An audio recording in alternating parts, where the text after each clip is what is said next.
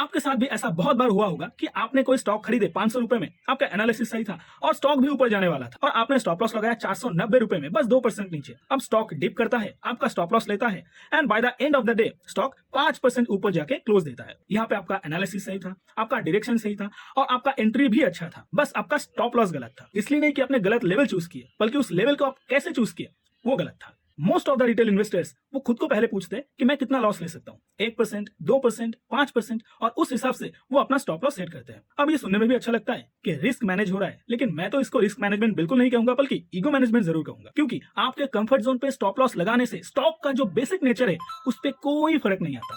अब यही पे काम आता है एक simple indicator, average true range ATR, जो ये मेजर करता है कि एक टिपिकल ट्रेडिंग सेशन में प्राइस एवरेजली कितना डिस्टेंस ट्रेवल करता है। ओपन से लेके क्लोज तक, हाई से लेके लो तक 14 पीरियड का एवरेज ये इंडिकेटर आपको निकाल के देता है। अब सपोज करो कि निफ्टी 50 का ATR 220 है। इसका मतलब होता है कि निफ्टी 50 एक टिपिकल ट्रेडिंग सेशन में, एक नॉर्मल एवरेज ट्रेडिंग सेशन में जनरली 220 पॉइंट का मूवमेंट तो दे ही देता है। अब अगर इस 220 पॉइंट के बीच में आपका स्टॉप लॉस आता है तो आपका स्टॉप लॉस तो नॉइज में ही कटना तय है। अब आप ये दो रूल्स देखो और मैं आपको चार्ट में समझाता हूं। अब ये है रिलायंस इंडस्ट्रीज, जो हमें सबको पता है इंडिया का सबसे बड़ा कंपनी है और इसका जो वोलेटिलिटी है वो बहुत ही कम है और ये स्टॉक हार्डली दिन का 1 से 2% का मूव देता होगा, तो इसका जो वोलेटिलिटी है वो बहुत ही कम है, तो इसका ATR जो है वो लगभग 32 के आसपास है। अब रूल के हिसाब से आपको 1.5x अगर मल्टीप्लाई करेंगे तो आपका स्टॉप लॉस आ जाता है लगभग 48 रुपीज। मतलब अगर आप रिलायंस में इस लेवल पे पोजीशन बनाते हो तो आपका स्टॉप लॉस होना चाहिए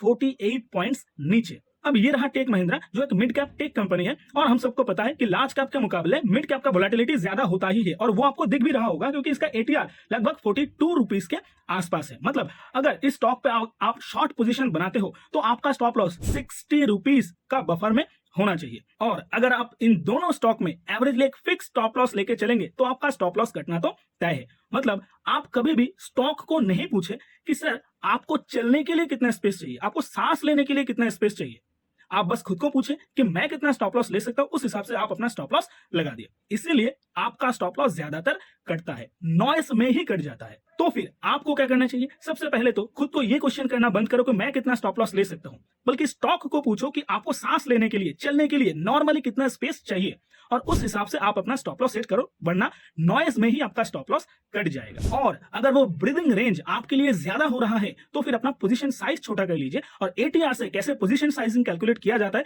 वो भी मैं आपको अगले किसी रील में समझाऊंगा। और तब तक के लिए इस वीडियो को आप कर लो सेव, नहीं तो आप भूल जाएंगे कि कैसे ATR को यूज करना है। और PhD कैपिटल को फॉलो कर लो ताकि ऐसे ही इंफॉर्मेटिव कंटेंट आपको मिलता रहे।